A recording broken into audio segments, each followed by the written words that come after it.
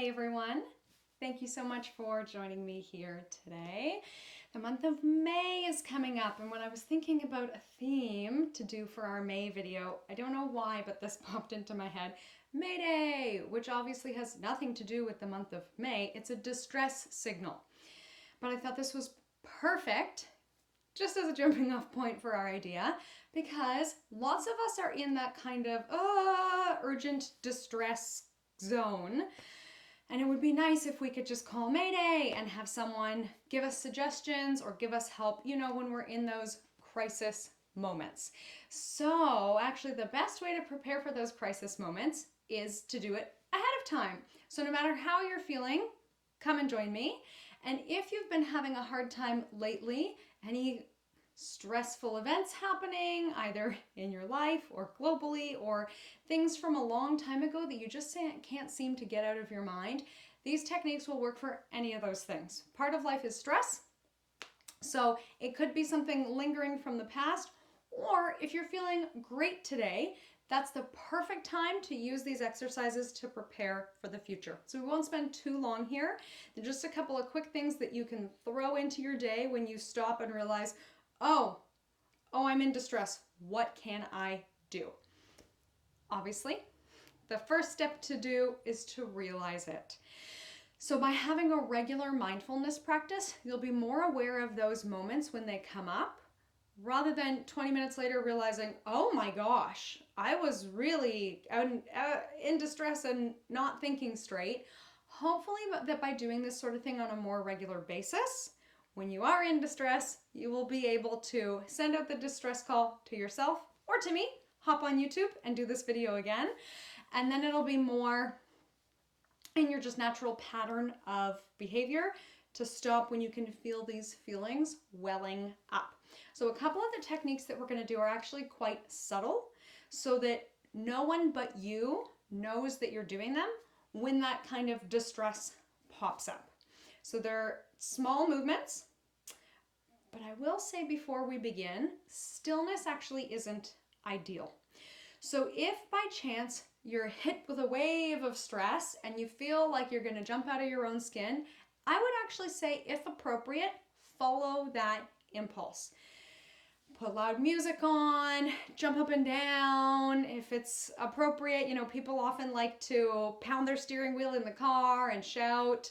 All of that is your body's own natural way of coping with that internal distress signal. So even though we're going to do a couple more subtle things to begin, I would never advise somebody, unless they had a really solid long-term meditation practice, I would almost never advise anybody, oh, you're stressed, okay, sit down and meditate, right? Most of us intuitively know that's not going to go well. So if you do feel, okay, like I gotta get up, I gotta go, perfect, do that. We're going to start with a microscopic version of that sensation. We can sit up tall. Since we're here, we can be mindful of our posture. And here is our microscopic version of that kind of jump up and go feeling. We're actually just going to take one hand. We're going to tap under the collarbone or on the sternum. And let's remember to breathe. That's it.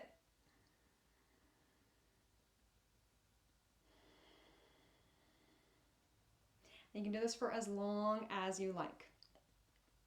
And this might be a little too obvious. There are a couple other techniques that are even more invisible than this, but I always think this is a great jumping off point. It's accessible. As long as you have a hand and a chest, you can do it. And let's take a few more deep breaths here. If you're familiar with tapping, we can do both hands at once. You may have different favorite tapping points. You may like to tap the forehead. Some people like to do the sides of the head or the top of the head. And it doesn't really have to make sense. Wherever you feel good tapping, go for it. Whatever that spot is, following our body's impulses here, right? That distress signal being sent from inside. We can respond to it, respond to that impulse. So if for some reason you feel like tapping on the chest or the jawbone, doesn't matter, go with it. Let's take another deep breath in.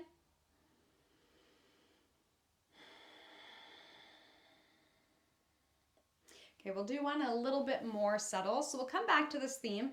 Anything cross body, right hand to left knee or vice versa, twisting movements, taking the eyes side to side is supposed to be good for our brain because we have a little bit of coordination, a little bit of focus and brain power. And it's supposed to get us out of that kind of distress state. Try it, see for yourself.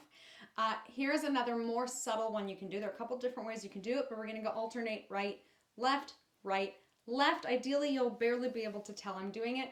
I'll do it a little bit more exaggerated so you can see what I'm doing.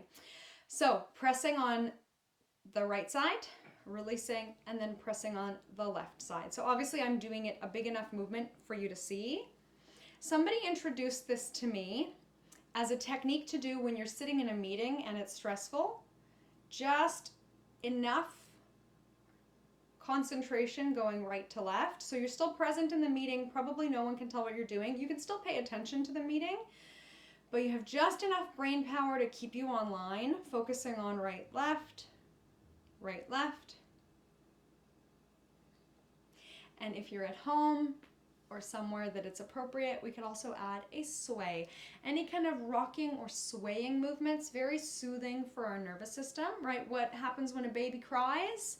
You pick it up and rock it.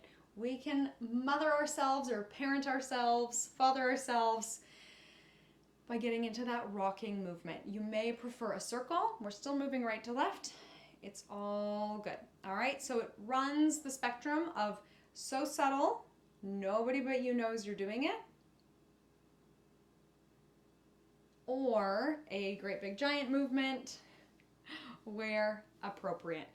And then we might do this for anywhere up to 2 minutes until we feel our systems kind of coming back online, calming down to the point that we have more rational thinking processes and can deal with the situation. Or if you get a kind of peaceful feeling and you want to stay here, you can stay here and just keep rocking. All right, so we have tapping and breathing. We have pressing, or maybe pressing and rocking. We're going to be breathing while we do that too, obviously.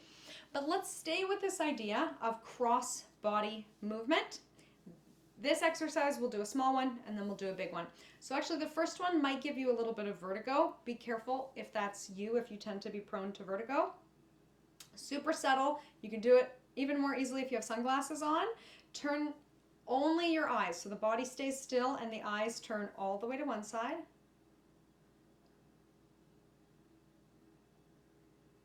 And all the way to the other. And notice how it feels for you. So for some people, it feels really good to look all the way to the right and hold for 30 seconds. And then refocus in the center. Look all the way to the left and hold for 30 seconds. Or you may feel better, kind of like that rocking movement that we did, going right, left, right, left. This is why I warned you, it might make you dizzy. But often what happens as we move the eyes is you feel this kind of feeling that comes over the body. We don't need to understand why this happens, but if it goes well for you, perfect, that's a great technique. Okay, we have tapping and breathing, pushing or rocking, eyes side to side. We're going to keep going cross-body, but we're going to make it a bigger movement. Let's take our hands into fists, strong and proud. We're going to breathe in. And then as we open to show our muscles, we breathe out. Cross the opposite wrist in front each time. Inhale and exhale. So you maybe have heard of the fight, flight, freeze response. That's what we're tapping into here. Our body's own natural desire to want to feel strong and empowered. We can protect ourselves. We can fight if we need to. We're mobilized. That's where stress often comes from, is when we feel stuck. We feel immobilized. You're stuck in traffic. You're stuck in a meeting. And there's this kind of like inner spinning movement. So if we can get ourselves moving, we can send the message to our bodies that we're okay. We're safe. If we want, we can really add on we might make it quite powerful. So I actually got this exercise from a cardio program where they did it like this. Huh, huh. So you might really like that. You might want to stand up. You could jump around if you like, or depending on how many neighbors you have nearby who can hear what you're doing, we could just go inhale and then exhale. A forceful exhale through the nose or the mouth.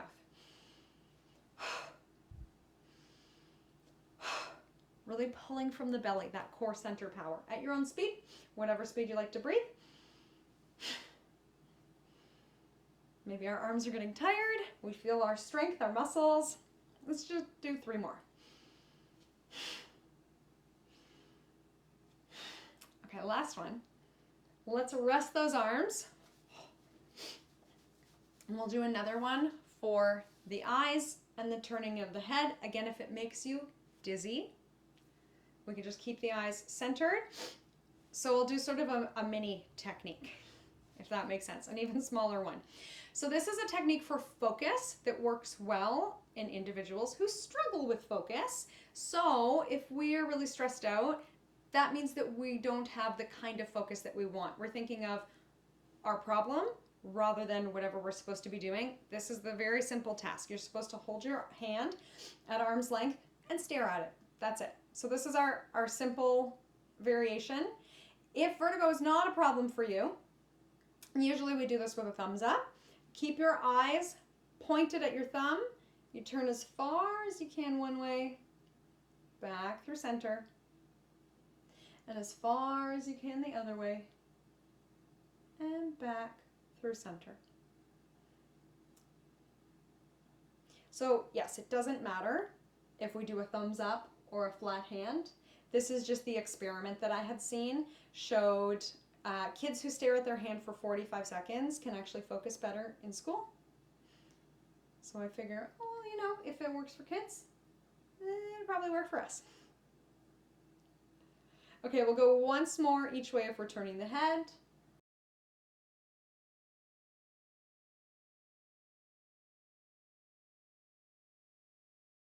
Okay, we'll come back through center. Oh, and then maybe our shoulder is a little bit tired after that work that we did.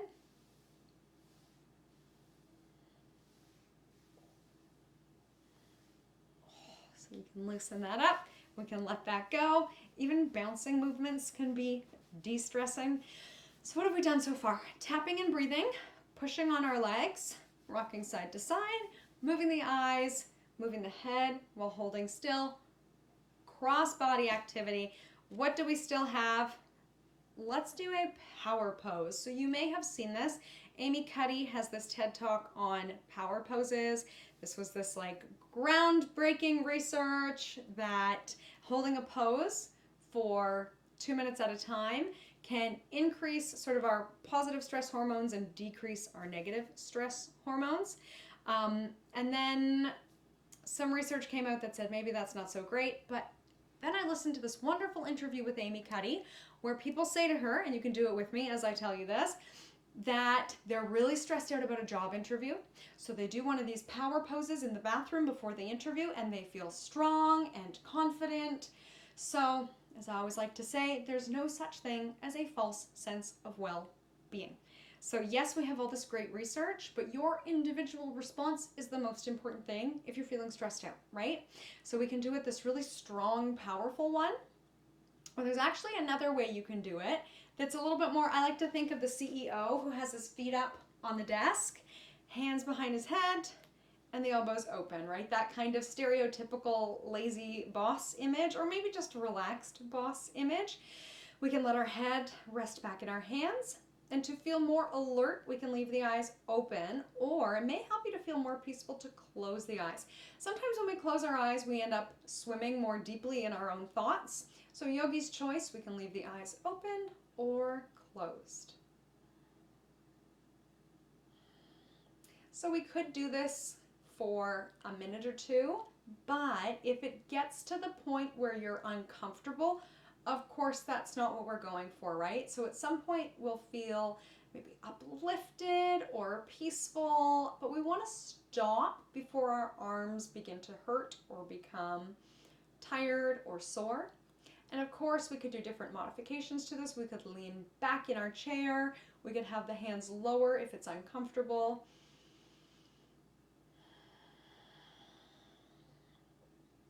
Okay, we'll come back through center. And that's it for our body movement techniques. We're going to do some breathing techniques. So you may have heard that a sigh is very therapeutic, that sighing calms our nervous system, is good for stress levels.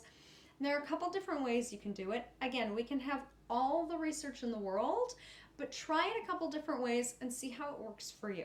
Because there might be this like magic potion protocol, and then you do it and you think, oh, that doesn't really work for me.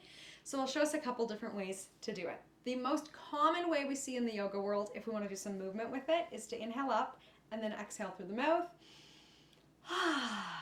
letting out a sound. I honestly have to tell you, that makes me feel more stressed out, not less. I find it like very activating, not nice. So we could do it with no sound. We could do it without the arm sweep. Remember I said we were going to do things that no one will know you're doing.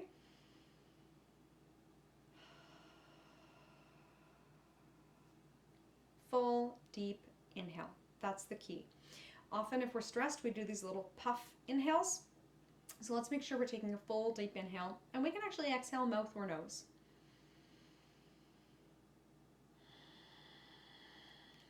You may naturally feel like you want to close your eyes as you go.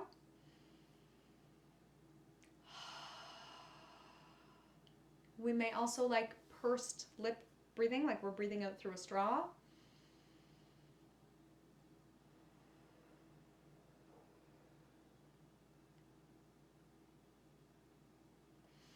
You may like to do what's called a physiological sigh. I think Andrew Huberman either coined the term or popularized this. And sometimes you can see pets or children do this. I notice sometimes if I lie down on my yoga mat at the end of a day, I don't actually do any yoga. I just lie down, and after a few minutes, I kind of go a double inhale. So we inhale, we could think of it like inhaling 80% of the way, then 100%, and then really nice and easy, we let everything go. So go ahead, come on and try it. Inhale 80%. Inhale the final 20%. Might feel like we're really stretching as we go. And then a passive inhale, mouth or nose. We'll try it again. Any of these breathing techniques too, you might even want to lie down to do them so you can be less tense. 80% inhale. 20% inhale. Let it go, exhale. If this makes you feel lightheaded, it's probably because we're doing a lot of stuff all at once. So make a mental note or make a physical note. Write down the technique that you think fits best for you so that you can slot it in where appropriate in your life. We probably wouldn't actually do all of these things one after another in yoga class because it might make you a little bit lightheaded. I say that before we head into the most lightheaded one, okay? So for beginners, for some reason they say do this 4 times, and then if you're advanced, up to 8 times, and never more than that. I don't know why. Maybe you will try it and go, oh yeah, that's enough times. I don't need any more than that. I don't know. It's supposed to be one of the best breathing techniques to help you fall asleep at night. I feel like it burns up that last little bit of stress or anxiety for the day and then lets you kind of just melt away. I had this technique, the 4-7-8 breath, taught to me sitting up, and I actually feel like it's not the greatest technique for me, and then I lie down. Perfect. So remember, again, there's a great way that we can tell you that the research says these things are done, but try it for yourself. Only you know how it's going to work for you. The 4-7-8 breath. Inhale 4, hold for 7 without gripping, and then exhale for 8. Inhale 4, hold for 7, exhale for 8. And I always like to say that when we're holding our breath, it's not like we've just jumped into cold water. We're not going, that's probably not going to help. Somebody once said to me, sort of like, in school where you do the thing with the parachute, or if you're making a bed and you lift up and there's sort of that moment of suspension with the sheet. That's what we're going for, that kind of pausing, floating in air feeling. If you know about the diaphragm and muscles, That's our muscle that drops down to pull on our lungs so they expand.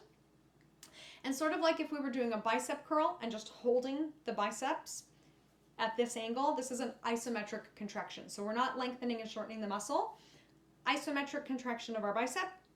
What we're going for in our diaphragm is an isometric contraction of the muscles that make our lungs inhale. These are lots of words. What am I saying? So as we inhale, we just kind of pause, and the muscles that work with the inhale just sort of take a break for a second. So we're not gripping or tensing. We don't need to grip or tense with the throat. Those muscles that help us inhale, they just take a 7-second break. Here we go. Okay, inhaling for 4. Full complete inhale. Relax. Isometric contraction of our diaphragm for 7.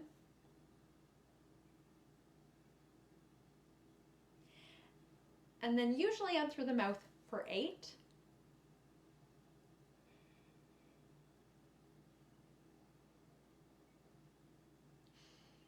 Okay, and we're supposed to do that 4 times in a row. The other thing some people like to do is put the tip of their tongue to the roof of the mouth and then a forceful exhale for 8. See how you like it. Okay, I'll give us enough time. Go in your own count.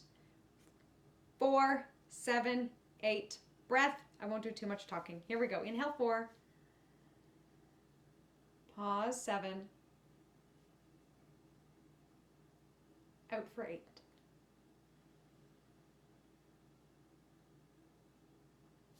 Let's keep going.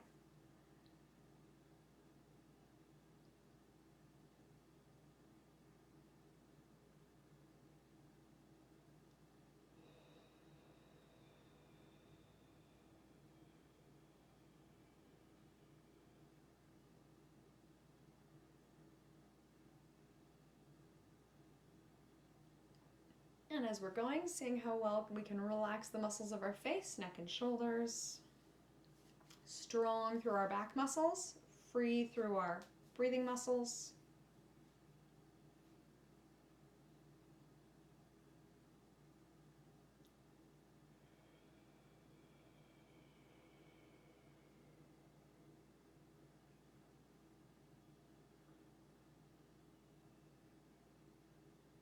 Maybe as we exhale, picturing our stress melting away.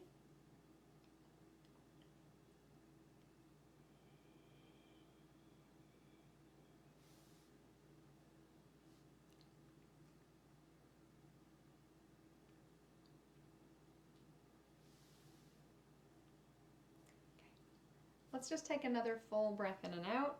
We'll let that go. Might like to shake the head.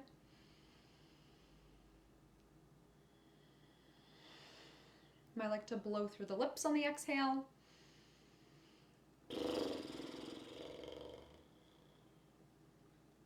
Might like to stick the tongue out. Okay, there we have it. So when you feel your body sending out the distress call, we can tap and breathe. We can push. We can rock. We can move our eyes. We can move the head and keep the eyes still. We can cross our body and open. We can sigh. Or we can do our 4, 7, 8 breath. I hope something in here felt good for you. My face is really hot. If you've noticed that in yourself, a temperature change, that's just something that happens as you go through all these different things. Your systems are going, oh, we're breathing differently, we're moving differently, we're crossing our bodies, something is happening, and hopefully your calm, peaceful self will come back online somewhere in that process. Okay, let's bring our hands together. Thank you so much for joining me here today. And from my light to yours, namaste.